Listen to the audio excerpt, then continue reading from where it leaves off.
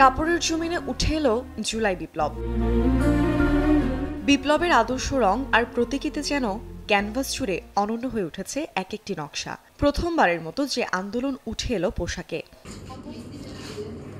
Designer Zinat gym সংগ্রহটির নাম রেখেছেন রক্তাক্ত জুলাই।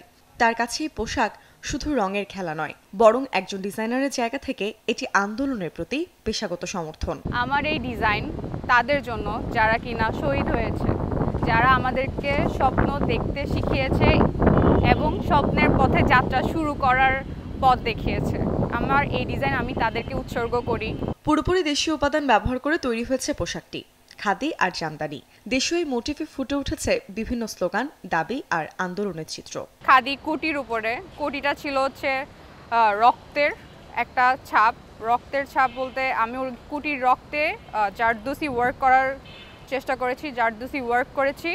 এই সংগ্রহ যেন ইতিহাস, শিল্প আর ফ্যাশনের এক নতুন সংলাপ। নবীন এই ডিজাইনার তার কাজের মাধ্যমে বলছেন, পোশাকও হতে পারে প্রতিবাদের ভাষা। রং আর বুননের ছোঁয়ায় শ্রদ্ধা জানাতে পারে শহীদদের। মূর্ছনা ঐশী, চ্যানেল 24, ঢাকা।